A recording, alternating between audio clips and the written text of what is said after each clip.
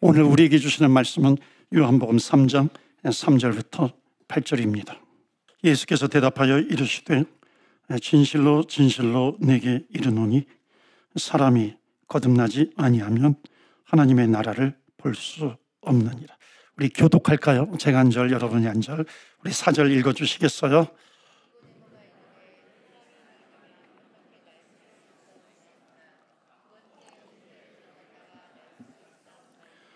예수께서 대답하시되 진실로 진실로 내게 이르노니 사람이 물과 성령으로 나지 아니하면 하나님의 나라에 들어갈 수 없느니라. 내가 네게 거듭나야 하겠다 하는 말을 놀랍게 여기지 말라. 바람이 임으로 불매 내가 그 소리는 들어도 어디서 와서 어디로 가는지 알지 못하나니 성령으로 난 사람도 다 그러하니라. 아멘. 하나님의 말씀입니다. 오늘도 하나님의 말씀에 은혜 받으시고 또 새 힘을 얻으시고 승리하시기를 축원합니다. 아멘. 우리 성령 강림절을 절기를 맞이해서 우리 성령 시리즈로 말씀을 전합니다. 지난주에는 나를 변화시키는 성령님, 그래서 베드로와 다윗에 대해서 말씀을 전했고요. 오늘은 두 번째 시간으로 나를 다스리는 성령님이라고 하는 제목으로 말씀을 전합니다. 나를 다스리시는 성령님. 그러면 오늘 본문의 말씀이 뭐냐면 반드시 성령의 다스림을 받는 사람은 외적으로 증거가 나타난다는 거죠. 언어라든지 행동이라든지 이런 것을 통해서 나타납니다. 성령님이 우리에게 어떻게 역사하시는가 하면요, 나름대로 성령의 역사하심의 단계가 있습니다. 첫 번째는 뭐냐면 내가 예수님을 믿지 않았을 때도 성령님은 나에게 다가오셨어요. 나를 사랑하시고 나를 인도해 오셨다는 겁니다. 이것을 언제 알게 되냐면 예수 믿은 다음에 그것을 깨닫게 되는 거죠. 정근모 박사님이라고, 그래서 세계 원자력계에서 굉장히 그 지명도가 있는 그런 분입니다. 유엔에도 있었고요. 한국에서 과기처 장관을 2번씩이나 역임했던 분입니다. 이분이 예수님을 믿지 않았는데 결혼하고서도 믿지 않았어요. 근데 아이가 자란 다음에 예수님을 믿게 되었습니다. 예수님을 믿은 다음에 고백한 것이 뭐냐면 내가 예수님을 믿지 않았을 때에도 성령님께서 나를 인도해 오셨습니다. 그렇게 고백을 하는 겁니다. 그러니까 하나님이 나를 사랑해 주셨다 하는 거죠. 여러분, 누가 나를 사랑하면 알아요, 몰라요? 사랑을 하면은 알잖아요. 근데 물론 사랑하지 않음에도 불구하고 사랑한다고 착각하는 사람이 있어요. 이거는 뭐냐면 망상이라고 얘기하죠. 그런데 정말 사랑해요. 꽃도 주고 뭐 선물도 하고 그럽니다. 근데 그럼에도 불구하고 나를 사랑한다라고 하는 것을 알지 못하고 이 사람은 돈이 남아도나, 돈이 남아돌아서 나한테 이렇게 선물하나, 그러니까 사랑을 알지 못하고 관심 있는 것을 알지 못하고 하는 그런 사람을 보면은 좀 답답한 것을 느끼잖아요. 여러분, 성령님은 계속해서 우리에게 다가오세요. 아니, 평생토록 찾아오신다는 겁니다. 그런데도 그 사랑을 모르다가 어느 날 문득 그 하나님의 사랑을 깨닫게 됩니다. 그 하나님의 사랑을 알도록 도와주시는 분이 누구냐면 성령님이시라는 겁니다. 그러니까 우리를 깨워주시는 거죠. 그리고 깨워서 우리를 나오게 하시는 거죠. 예수님을 믿게 하는 겁니다. 그러니까 그 성령님 때문에 내가 복음을 알게 되는 것이고 또 주님을 알게 되는 것이고 하나님을 알게 되는 거죠. 자, 두 번째 단계는 뭐냐면 내가 예수님을 나의 구세주와 주님으로 영접해요. 예수님을 믿는다 그러잖아요. 바로 그 예수님을 믿을 때 성령님께서 내주하신다고 약속을 해 주시는 겁니다. 그러니까 내주하신다라고 하는 것은 뭐냐면 단지 거하시는 것이 아니라 그 주님의 약속이 있어요. 그것은 뭐냐면 너는 심판받을 자녀가 아니라 이제 심판에서 생명으로 옮겨졌다고 약속해 주시는 겁니다. 이거를 인쳐 주신다는 거예요. 성령의 인치심, 보증시켜 주신다라고 하는 것을 말씀하고 있습니다. 그런데 이게 끝이 아니에요. 나는 이제 심판의 자녀가 아니라 생명의 자녀, 영생의 자녀가 되었는데 그 성령님께서 나와 계속해서 동행하기를 원하세요. 그리고 성령님께서 나를 다스리기를 원하시는 겁니다. 성령님이 우리를 다스려 주시기를 원하신다라고 하는 것. 여러분, 만약에 어떤 사람이 이민을 온다 그러면, 여러분 이민 올 때, 한국에서 이민 올 때 여러분 이것만큼은 놓치지 말고 가져와라. 여러분 그것이 그걸 얘기한다고 한다면 무엇을 가져오라고 말씀하겠어요?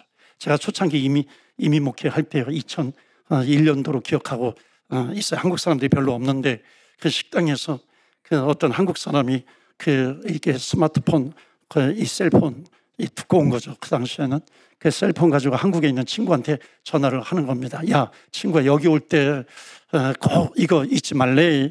그러면서 여기 담배 비싸대. 그러니까 담배를 많이 사오든지, 그리고 여기 참이슬 없다. 그러니까 참이슬도 가져오라. 식당에서 큰 소리로 한국말로 그 친구에게 그거 꼭 놓치지 말고 가져와 라고 하는 그런 얘기가 아직도 기억이 납니다.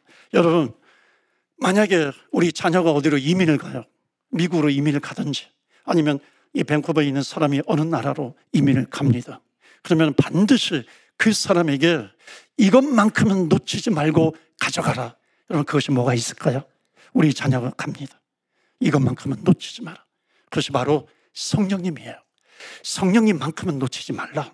성령님과 동행하는 겁니다. 왜냐하면 성령님과 동행하면 어디를 가든지 어디를 가서든지 거기서 반드시 승리하기 때문입니다. 그런데 많은 사람들이 구원을 받았다고 하면서도 성령의 인도하심을 받지 못하고 살 때가 있어요. 내가 예수님을 믿으면서도 내 자아라고 하는 그런 인격이 아주 시퍼렇게 살아 있는 겁니다. 성령님이 내 안에 오셨어요. 그럼에도 불구하고, 성령님이 오셨음에도 불구하고 성령님, 저희 가서 저는 저쪽으로 가세요. 내 인생은 내가 끌고 갈게요 라고 하는 겁니다. 그럼 주님의 능력을 체험하지 못하는 겁니다. 성령님의 능력을 체험하지 못하는 거죠. 저기 그림 보시면요, 세 종류의 사람을 나타내고 있습니다. 맨 왼쪽에 있는 사람은 아직 예수 믿지 않는 사람이에요. 십자가가 그 인생 밖에 있는 거죠. 동그라미는 뭐 인생, 마음 이렇게 해석을 해도 됩니다. 그 인생 밖에 있어요. 그러니까 예수님을 모르는 사람입니다. 그러니까 내 인생 내가 주인이죠. 그러니까는 그럼에도 불구하고 성령님은 계속 그 사람을 사랑합니다. 그런데 가운데 그림은 뭐냐면 예수님을 나의 구세주와 주님으로 영접을 했어요. 그럼에도 불구하고 보니까 의자 표시는 뭐냐면 내 인생 한가운데이거든요. 내 마음 한가운데이거든요. 예수님을 영접했지만 아직 내 마음 한가운데에는 내가 앉아 있는 거예요. 내 인생을, 예수님을 믿었다고 하면서도 내 인생을 내가 드라이브해 나가는 겁니다. 마지막 인생이 뭐예요? 예수 그리스도가 나의 주인인 인생입니다. 이런 사람을 일컬어서 신령한 사람, 성숙한 신앙인, 그렇게 얘기하는 겁니다. 그러니까 주님께서 내 안에 오셨는데, 오신 것뿐만 아니라 내 인생 가장 한가운데 주님이 앉아 계신 거예요.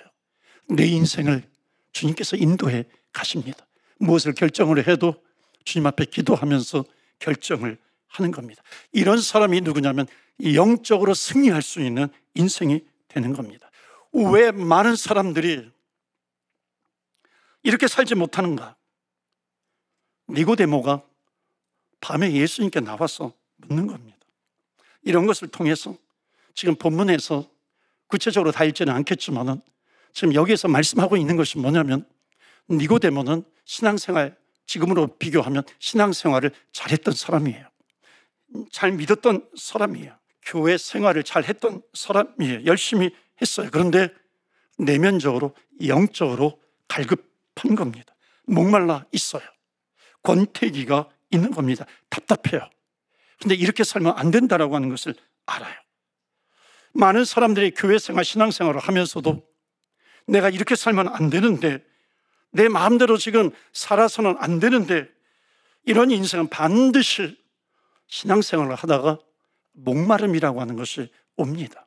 영적인 갈급함이 오는 거예요.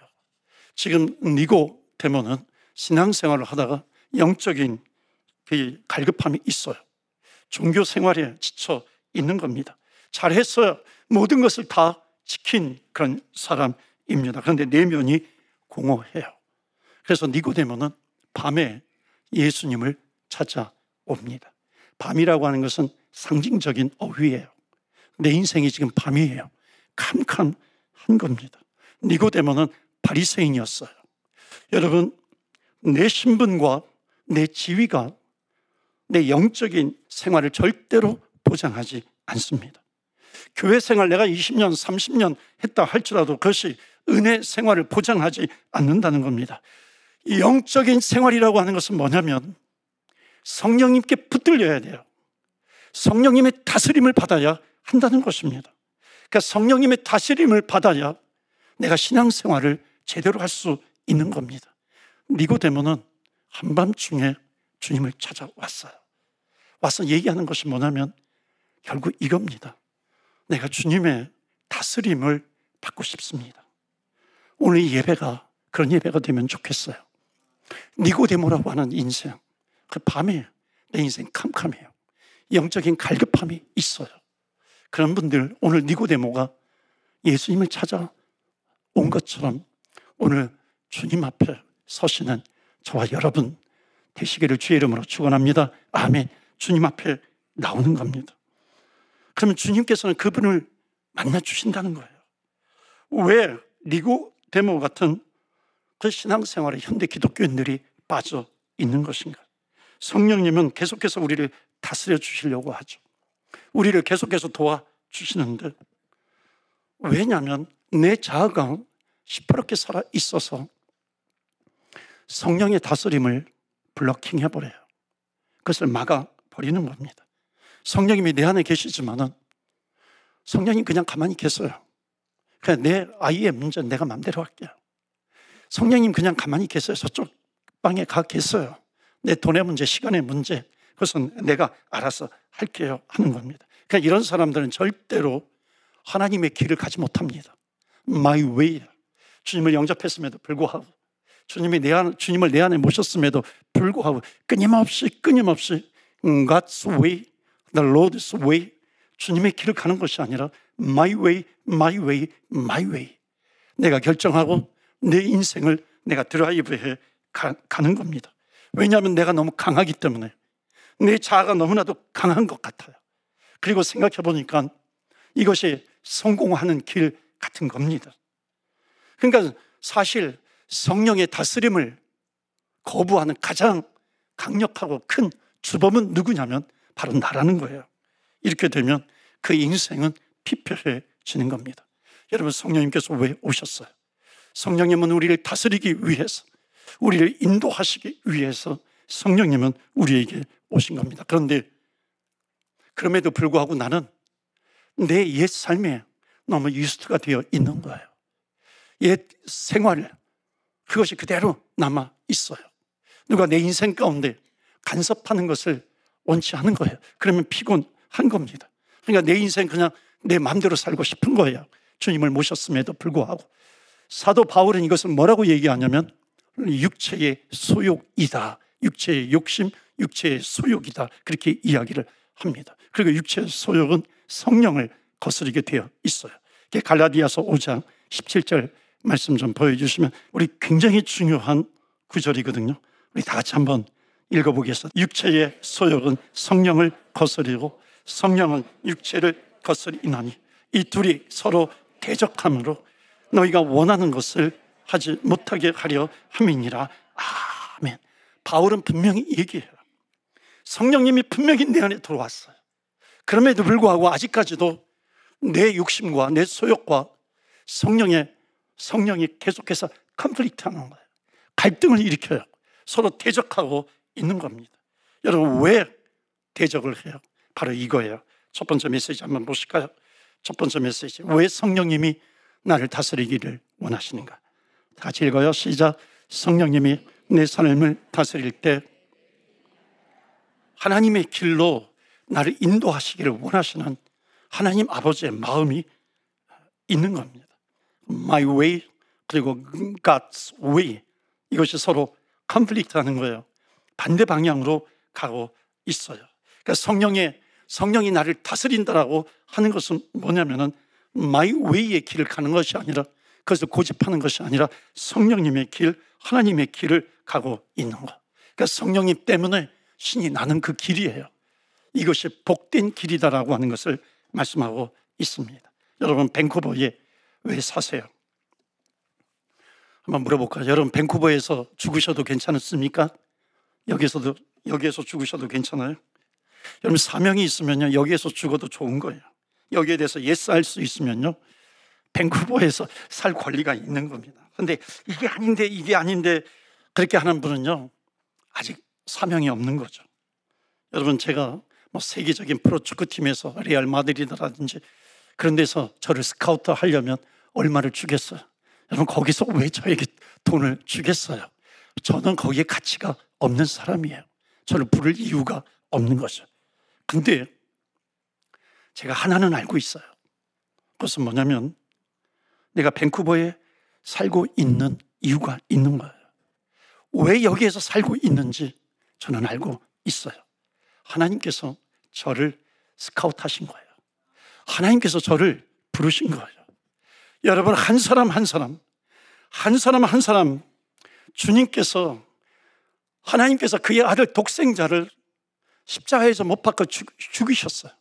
우리를 구원하시기 위해서. 우리는 하나님께서 주님의 몸값을 치르시고 우리를 구원하시고 하나님께서 우리를 인도하셔서 여기에서 살게 하시는 거예요. 믿으십니까? 아멘. 그러니까 우리는 주님의 몸값을 가지고 살아가요. 그래서 이것을 예수님짜리라고 이야기합니다. 우리는 얼마짜리냐면 예수님짜리가 되는 겁니다. 여러분, 그러면 몸값을 해야 되는 거죠. 맨날 여러분 정말 10 밀리언 엄청나게 많이 받아가지고 스카우트 했는데 계속해서 누워만 있어요. 그냥 계속 아파서 쓰러져 있어요. 그럼 어떻게 하겠어요? 그 팀에서는 방출하고 싶은 거죠. 사랑하는 성도 여러분, 주님께 붙들리시기를 주의 이름으로 축원합니다. 아멘. 주님께 굴복해야 하는 겁니다. 그냥 주님 앞에 귀하게 쓰임받는 인생이 되어야 하는 거죠. 그러니까 그렇게 위해서는 성령님의 다스림을 받아야 한다는 겁니다. 그러니까 주님께서 나에게 뭐라고 하실 때 나를 던질 수 있도록 준비가 되어야 하는 것입니다. 하나님께서 저 사단 마귀와 싸워, 저 골리앗과 싸워, 그러면은 나가서 그 사단과 싸울 수 있도록 그 능력을 하나님께서 나에게 부어주셨는데 예스하고 아멘하고 순종하면서 갈 수 있어야 하는 겁니다. 이게 성령님과 동행하는 거죠. 그러니까 성령님과 동행하는 사람에게 주시는 약속은 뭐냐면 승리예요. 빅토리예요. 반드시 그 인생 승리할 것이다 라고 하는 것을 약속해 주십니다. 여러분, 골리앗을 얘기했는데요, 다윗과 골리앗이 싸우잖아요. 자, 왜 우리가 성령의 다스림이 필요한가 라고 하는 것을 이 다윗과 골리앗을 싸움을 통해서, 전쟁을 통해서 좀 나누기를 원합니다. 이스라엘과 블레셋이라고 하는 나라가 한판 붙는 거예요. 전쟁을 해요. 구약 성경의 이스라엘은 신약 이후에 살고 있는 우리들에게 그 이스라엘은 크리스천이라고 적용을 하면 거의 맞아요. 그러니까 지금 이스라엘과 블레셋이 전쟁을 하고 있다라고 하는 것은 우리 크리스천의 영적 전쟁을 얘기하는 겁니다. 그런데 지금 전쟁을 하고 있는데 저쪽에서 블레셋의 골리앗 장군이 지금 하나님을 모욕하면서 떵떵거리고 있는 겁니다. 다 두려워 떨고 있어요. 그럴 때 이 소년 다윗이 와가지고 도대체 저 하나님을 모독하는 저 떵떵거리는 놈이 누구이길래 저러는가? 옆에 있는 사람이 얘기하는 겁니다. 블레셋의 장군인데 저와 맞서서 이기는 자에게는 상금도, 사울 왕이 상금도 두둑하게 주고, 그 당시 왕이 사울이잖아요.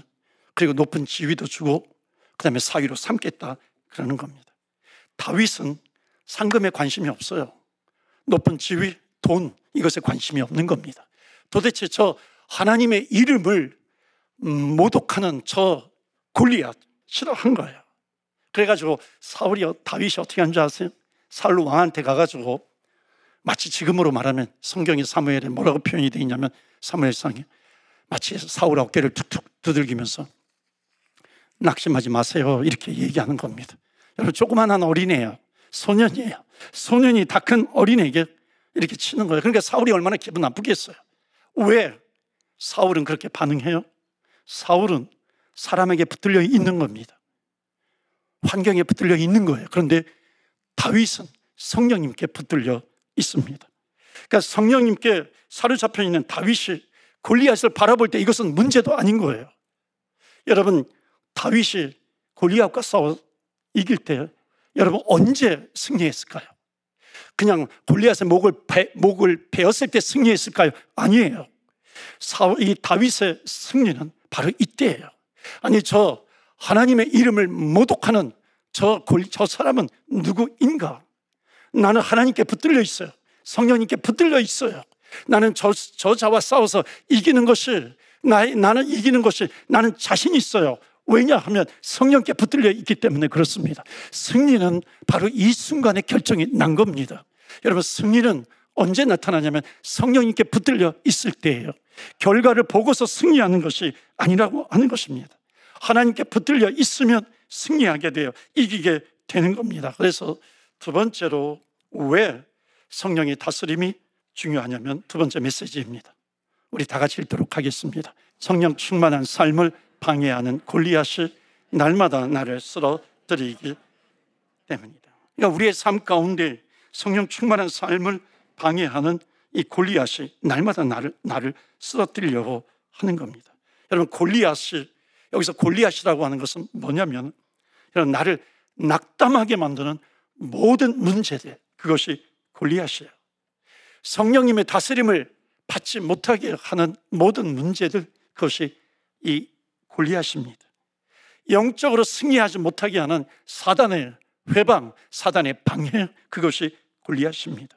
사단의 목표는 뭐냐면 예수 믿지 못하게 하는 것이고, 예수 믿었다면 그리스도인답게 살지 못하게 하는 것이 사단의 전략이잖아요. 그리스도인답게 살지 못하게. 그렇기 때문에 우리가 이기기 위해서는 어떻게 하냐면 성령님의 다스림을 받아야 한다는 것입니다. 성령님의 다스림을 받아요. 성령님의 인도하심을 받아요. 그러면 우리는 승리입니다. 그렇기 때문에 사단과 맞서 싸울 수 있는 것, 골리앗과 맞서 싸울 수 있는 것, 어떤 문제든지 내가 맞서 싸워 이길 수 있는 그 유일한 방법은 뭐냐면 내가 성령님의 다스림을 받아야 한다는 것입니다. 그런데 사울 왕의 눈에는 골리앗이 장군으로 보이고 이 다윗이 소년으로 보이는 겁니다. 그런데 하나님의 눈은 달라요. 하나님의 눈은, 성경은 뭐라고 말씀하고 있냐면 다윗은 용사니라. 다윗은 용사니라. 나이가 많고 신분이 있고 지위가 있다고 용사가 아니라는 겁니다. 성령님을 의지하는 자는 오늘도 용사가 될 수 있는 겁니다. 이게 하나님의 관점이에요. 여러분, 신방을 해보면, 특히 병원 신방을 해보면 정말로 낙심할 상황이에요. 그런데 끝까지 주님을 붙들어요. 목사님, 이게 다 하나님의 인도하심이에요. 목사님 기도해 주셔서 감사해요. 많은 성도님들이 기도해 주셔서 감사해요. 하나님이 인도하신 것을 믿어요. 끝까지 믿음으로 고백합니다. 성령님께 붙들린 자의 모습입니다. 여러분, 성령님이 왜 우리를 다스리기를 원하시는 줄 아세요? 너가 그냥 빌빌하게 사는 그리스도인이 되기를 원치 않아요. 너는 용사가 되기를 원한다는 겁니다. 여러분, 영적 전쟁이 매일매일 우리에게 일어나요. 그런데 여러분 보세요. 일제강점기 때에 기독교인이 1%밖에 되지 않았어요. 그런데 그들은 다 용사였습니다. 지금 현대 기독교인이 20%라고요? 자랑할 필요 하나도 없어요. 아니, 지금 10%로 떨어졌어요. 절대로 낙심할 필요가 없다는 겁니다. 그 단위 1%라도 주님께 붙들려 있다면, 성령님의 다스림을 받고 있다면 단위 1%가 있어도 그들은 용사가 되는 겁니다. 하나님의 구원의 용사는 이 용사를 통해서, 구원의 역사는 용사들을 통해서 이루어지게 되는 겁니다. 그래서 말씀하고 있어. 너희는 용사라, 너희는 용사라. 여러분, 계속해서 우리는 영적 전쟁을 하게 됩니다. 아니, 벌어져요. 가정에서 영적 전쟁이 벌어지고, 사회에서, 직장에서, 비즈니스 현장에서 낙담시킬 수 있는 그런 절망이 오든지, 자녀의 문제일 수 있고 돈의 문제일 수 있고요, 어떤 문제든지 옵니다. 그때 우리는 용사가 되어야 돼요. 그 용사는 뭐냐? 주여, 성령의 인도하심을 따라서 끝까지 죽으면 죽으리라 하고 주님 앞에 나아가겠습니다. 이것이 바로 용서의 모습입니다. 그럴 때 승리가 돼요. 골리앗의 머리를 베는 승리가 우리에게 온다는 것입니다. 결국 사울 왕은요, 다윗을 보냅니다. 한번 말씀 보시겠어요? 38절 말씀 보세요. 아주 중요한 단어가 있습니다. 다 같이 읽어요. 시작. 이에 사울은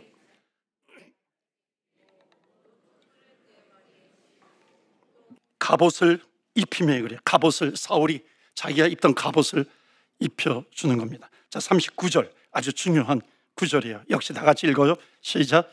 다윗이 칼을 군복 위에 차 익숙하지 못함으로 시험적으로 걸어보다가 사울에게 말하되 익숙치 못하니 이것을 입고 가지 못하겠나 하고 곧 벗어요. 익숙하지 못하죠. 이게 두 번씩이나 반복해서 나옵니다. I'm not used to them. I'm not used to them. 익숙하지 못하니까 결국 마지막에 뭐라 그래요? He took them off. 그것을 벗어버리는 겁니다. 여러분, 다윗은 익숙하지 않대요. 무엇을 입었는데? 사울의 갑옷을 입었어요. 그래서 벗어버려요. 여러분, 이 말씀이 굉장히 중요합니다. 많은 크리스천들이 신앙생활을 하는 데 있어서 나를 지켜줄 것 같은 그런 갑옷, 육의 갑옷, 육신의 갑옷, 이것이 익숙해요. 전쟁에 나갈 때마다 사울은 이 옷을 입은 겁니다. 여러분, 우리가 예수를 믿으면서도 이 세상을 살아가면서도 건강하면 이길 것 같아요. 돈이 많으면 세상을 이길 것 같은 거예요. 이런 갑옷을 겹겹이 치장하고 나갑니다. 그런데 여러분, 영적 싸움에 들어가면 다 죽어요. 이기지 못하는 겁니다. 그래서 다윗은 육의 갑옷이 I'm not used to them. 익숙하지 않다는 거예요. 그래서 He took them off. 벗어버려요. 한 가지 물어봅니다. 다윗은 어떤 옷을 입었을까요? 목동의 옷을 입은 겁니다. 그리고 물맷돌, 어찌 보면 아무거나 집은 거예요. 그것을 가지고 돌려요. 다윗은 익숙하지 않은 옷을 벗어버리는 겁니다. 이때 다윗은 성령께 붙들린 거예요. 하나님께 붙들린 것입니다. 성령께 붙들려서 다윗은 자기의 목동의 옷을 그대로 입고 나가는 겁니다. 왜냐하면 성령께 붙들리니까 다른 옷이 필요하지 않은 거예요. 너무나도 많은 크리스천들이 겹겹이에요. 관습적으로 육의 갑옷만 계속해서 입고 있어요. 성령으로는 무장하지 않은 채. 그러니까 사단이 물맷돌 하나를 던져도 그것을 맞고 쓰러진 것 아니에요. 사랑하는 성도 여러분, 오늘 신앙생활에 역전승에 있기를 주의 이름으로 축원합니다. 아멘. 그러기 위해서 내 육의 갑옷을 벗어버리는 거예요. 성령의 옷을 입고 나가는 겁니다. 오늘 예배 드리는 가운데 단 한 분이라도 니고데모와 같은 분이 계시다면, 나는 어둠이에요. 영적으로 피곤해요. 내가 지쳐 있어요. 매너리즘에 빠져 있어요. 그런 분이 계시다면 오늘 주님 앞에 나오세요. 내 육신의 갑옷을 벗어버리고 성령님을 의지해 보세요. 성령을 의지함으로 말미암아, 성령께 붙들림으로 말미암아 하나님, 내 인생을 다스려 주옵소서. 기도하며 나아갈 때 반드시 성령님은 우리를 승리케 해 주실 줄로 믿습니다. 아멘. 우리 한 주간도 승리하시기를 주의 이름으로 축원합니다. 여러분, 니고데모 오랫동안 고민했어요. 영적인 실패가 있고 목마름이 있었어요. 그런데 깨달은 것이 있어요. 내가 이렇게 살아서는 안 된다는 겁니다. 주님을 위해서 살고 싶은 마음을 하나님께서 주셨어요.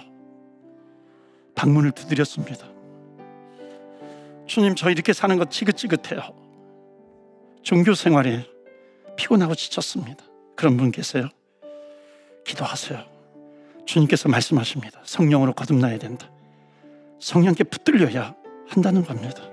하나님, 오늘 내가 육의 갑옷을 벗어버리고, 다 벗어버리고, 내 익숙했던 습관 그거 다 벗어버리고, 하나님 성령으로 나를 입혀 주시옵소서. 오늘 성령님께 굴복하는 시간 되게 하여 주시옵소서. 성령님을 붙드는 시간 되게 하여 주시옵소서. 나를 붙들어 주옵소서. 다 같이 우리 주의 이름 한번 부르며 기도하며 나아갑니다. 주여,